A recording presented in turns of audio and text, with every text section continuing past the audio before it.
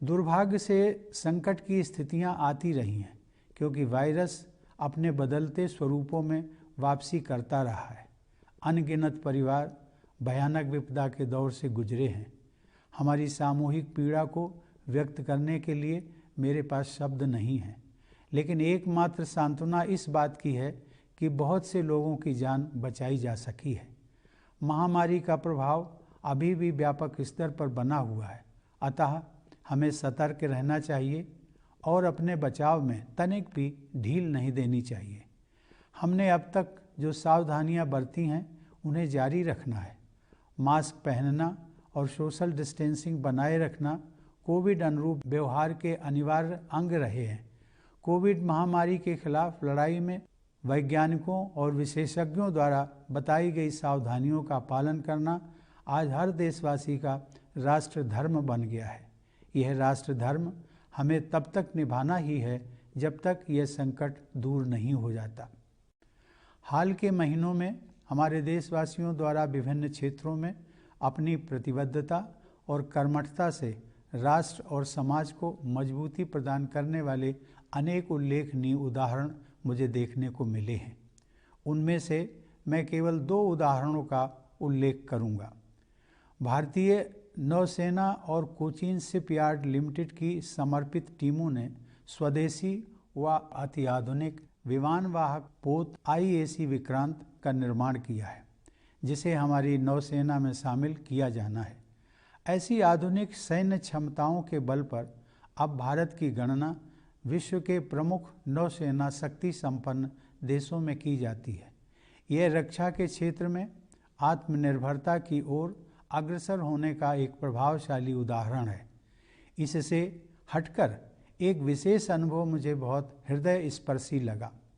हरियाणा के भिवानी जिले के सुई नामक गांव में उस गांव से निकले कुछ प्रबुद्ध नागरिकों ने संवेदनशीलता और कर्मठता का परिचय देते हुए स्वप्रेरित आदर्श ग्राम योजना के तहत अपने गांव का कायाकल्प कर दिया है। अपने गांव यानी अपनी मातृभूमि के प्रति लगाव और कृतज्ञता का यह एक अनुकरणीय उदाहरण है। कृतज्ञ लोगों के हृदय में अपनी जन्मभूमि के प्रति आजीवन ममता और श्रद्धा बनी रहती है। ऐसे उदाहरण से मेरा यह विश्वास दृढ़ होता है कि एक नया भारत उभर रहा है, सशक्त भारत और संवेदनशील भारत। मुझे विश्वास है कि इस उदाहरण से प्रेरणा लेकर अन्य सक्षम देशवासी भी अपने अपने गांव एवं नगर के विकास के लिए योगदान देंगे। 73वें गणतंत्र दिवस की पूर्व संध्या पर देश और विदेश में रहने वाले आप सभी भारत के लोगों को मेरी हार्दिक बधाई। हम सबको एक सूत्र में बांधने वाली भारतीयता के गौरव का यह उत्सव है। सन 1950 में आज ही के दिन हम सबकी इस गौरवशाली पहचान को औपचारिक स्वरूप प्राप्त हुआ था। उस दिन भारत विश्व के सबसे बड़े गणतंत्र के रूप में स्थापित हुआ और हम भारत के लोगों ने एक ऐसा संविधान लागू किया जो हमारी सामूहिक चेतना का जीवंत दस्तावेज है। हमारे विविधतापूर्ण और सफल लोकतंत्र की सराहना पूरी दुनिया में की जाती है। हर साल गणतंत्र दिवस के दिन हम अपने गतिशील लोकतंत्र तथा राष्ट्रीय एकता की भावना का उत्सव मनाते हैं। महामारी के कारण इस वर्ष के उत्सव में धूमधाम भले ही कुछ कम हो, परंतु हमारी भावना हमेशा की तरह सशक्त है। हम अत्यंत सौभाग्यशाली हैं कि हमारे संविधान का निर्माण करने वाली सभा में उस दौर की सर्वश्रेष्ठ विभूतियों का प्रतिनिधित्व था। वे लोग हमारे महान स्वाधीनता संग्राम के प्रमुख ध्वजवाहक थे। लंबे अंतराल के बाद भारत की राष्ट्रीय चेतना का पुनर्जागरण हो रहा था। इस प्रकार वे असाधारण महिलाएं और पुरुष एक नई जागृति के अग्रदूत की भूमिका निभा रहे थे। उन्होंने संविधान के प्रारूप के प्रत्येक अनुच्छेद, वाक्य और शब्द पर सामान्य जनमानस के हित में विस्तृत चर्चा की। वह विचार मंथन लगभग 3 वर्ष तक चला।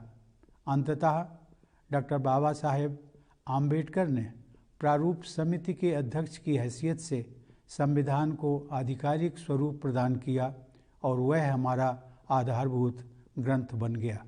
यद्यपि हमारे संविधान का कलेवर विस्तृत है, क्योंकि उसमें राज्य के कामकाज की व्यवस्था का भी विवरण है, लेकिन संविधान की संक्षिप्त प्रस्तावना में लोकतंत्र, न्याय, स्वतंत्रता, समानता और बंधुत्व के मार्गदर्शक सिद्धांत सारगर्भित रूप से उल्लिखित हैं। इन आदर्शों से उस ठोस आधारशिला का निर्माण हुआ है जिस पर हमारा भव्य गणतंत्र मजबूती से खड़ा है। इन्हीं जीवन मूल्यों में हमारी सामूहिक विरासत भी परिलक्षित होती है। इन जीवन मूल्यों को मूल अधिकारों तथा नागरिकों के मूल कर्तव्यों के रूप में हमारे संविधान द्वारा बुनियादी महत्व प्रदान किया गया है। अधिकार और कर्तव्य एक ही सिक्के के दो पहलू हैं। संविधान में उल्लिखित मूल कर्तव्यों का नागरिकों द्वारा पालन करने से मूल अधिकारों के लिए समुचित वातावरण बनता है। आह्वान किए जाने पर राष्ट्र की सेवा करने के मूल कर्तव्य को निभाते हुए हमारे करोड़ों देशवासियों ने स्वच्छता अभियान से लेकर कोविड टीकाकरण अभियान को जन आंदोलन का रूप दिया है। ऐसे अभियानों की सफलता का बहुत बड़ा श्रेय हमारे कर्तव्यपरायण नागरिकों को जाता है। मुझे विश्वास है कि हमारे देशवासी इसी कर्तव्य निष्ठा के साथ राष्ट्र हित के अभियानों को अपनी सक्रिय भागीदारी से मजबूत बनाते रहेंगे। भारत का संविधान 26 नवंबर 1949 को संविधान सभा द्वारा अंगीकृत, अधिनियमित और आत्मार्पित किया गया। उस दिन को हम संविधान दिवस के रूप में मनाते हैं। उसके 2 महीने बाद 26 जनवरी 1950 से हमारा संविधान पूर्णतः प्रभावी हुआ।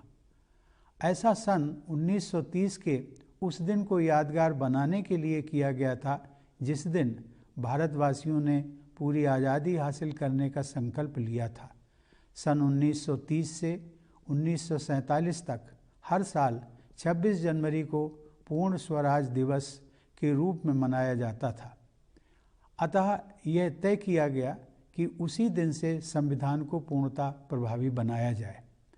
सन 1930 में महात्मा गांधी ने देशवासियों को पूर्ण स्वराज दिवस मनाने का तरीका समझाया था।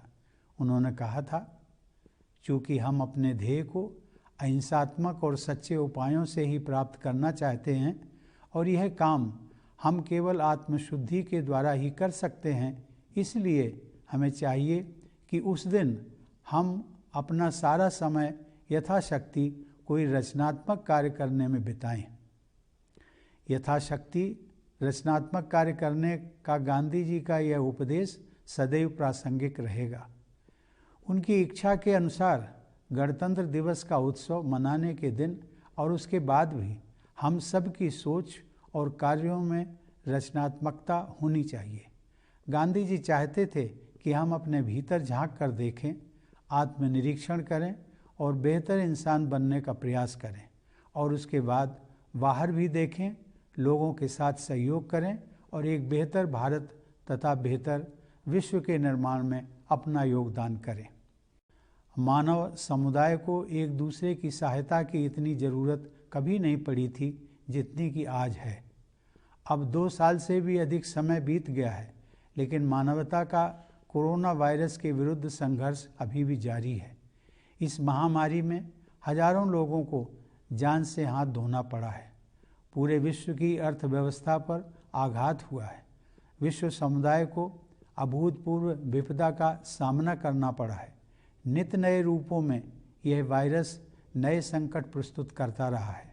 यह स्थिति मानव जाति के लिए एक असाधारण चुनौती बनी हुई है। महामारी का सामना करना भारत में अपेक्षाकृत अधिक कठिन होना ही था। हमारे देश में जनसंख्या का घनत्व बहुत ज़्यादा है और विकासशील अर्थव्यवस्था होने के नाते हमारे पास इस अदृश्य शत्रु से लड़ने के लिए उपयुक्त स्तर पर बुनियादी ढांचा तथा आवश्यक संसाधन पर्याप्त मात्रा में उपलब्ध नहीं थे। लेकिन ऐसे कठिन समय में ही किसी राष्ट्र की संघर्ष करने की क्षमता निखरती है। मुझे यह कहते हुए गर्व का अनुभव होता है कि हमने कोरोना वायरस